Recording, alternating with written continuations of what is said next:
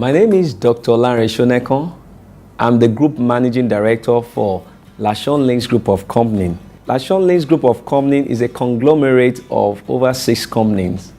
We have Lashon Links Limited, which handles our real estate sector. We're going to be taking you through the components and what real estate is all about. One of the components we're going to be looking at today is on land acquisition. A lot of people have found their fingers burnt as a result of not understanding the rudiments that it entails in acquiring a land and the processes that are involved. What is land acquisition? Land acquisition is the process of getting a land from the actual owner. So the process that entails from you purchasing that land from that person is called acquisition. Now, there are different or 2 basic types of acquisition. I want to use Nigeria as a case study. Here in this part of this country, you can either buy from the government or you buy from the family who are the landowners. There is an act in 1978 that was promulgated by the federal government of Nigeria that invested all land to the government. So it is assumed that every land in Nigeria today belongs to the government. But in terms of the mapping of such land and in terms of their collations of data, the government have not been able to map the whole state. And so some of these lands are still in the hands of the landowners or families. Now, the land that the government has already done proper mapping as a result of getting the coordinates, and most of such land, what happens is that they will meet the family and it will be acquired. That is what they call government acquisition on lands. Now, there are some areas already that survey have been done, mapping has been done by the government, either through the state or federal, and such areas are already acquired. Now, when you talk of acquisition, there are 3 types of acquisition we can look at. That's from the government.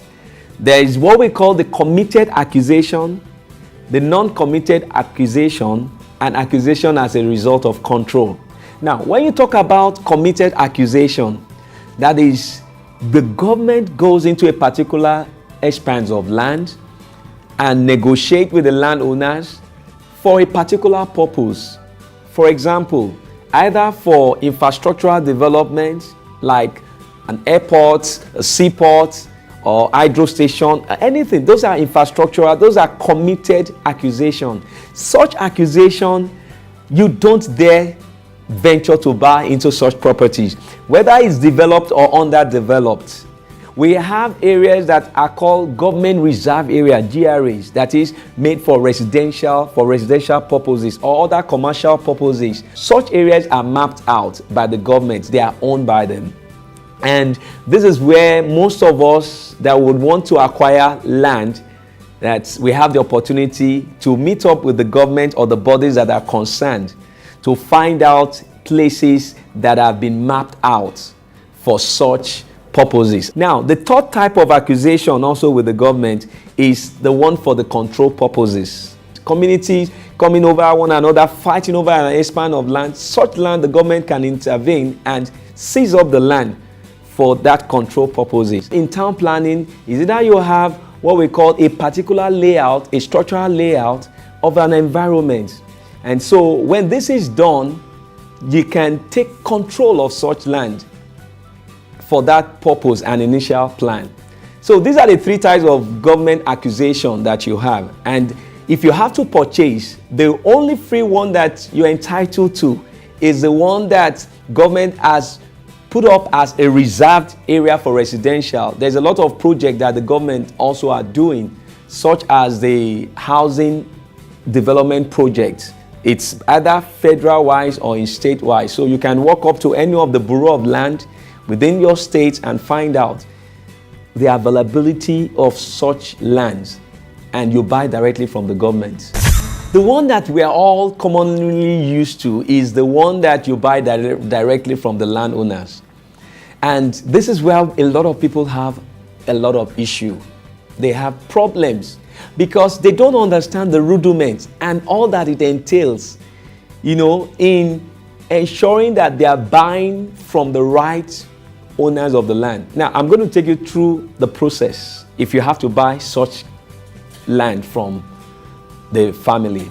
The first thing is, if you have been able to convince yourself you like this particular parcel of land and you've seen the place, then you must find out the history. Every land or parcel of land, they have an history.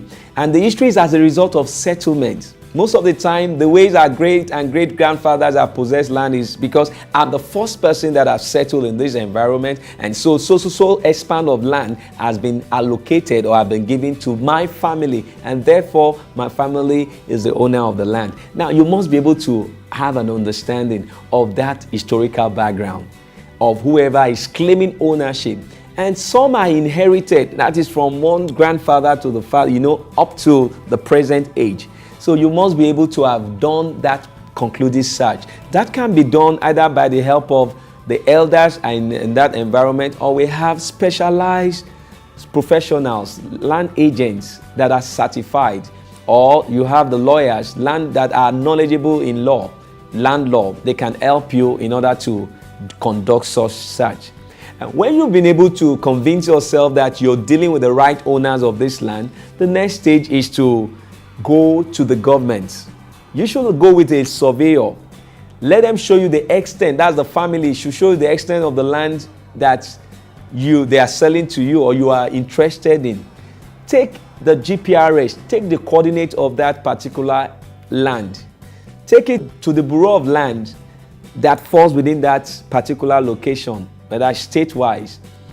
If the land falls within Lagos State, you go to Lagos State. If it's in Abuja, you go to Abuja, and like that. That's for Nigeria. I'm using Nigeria as a case study.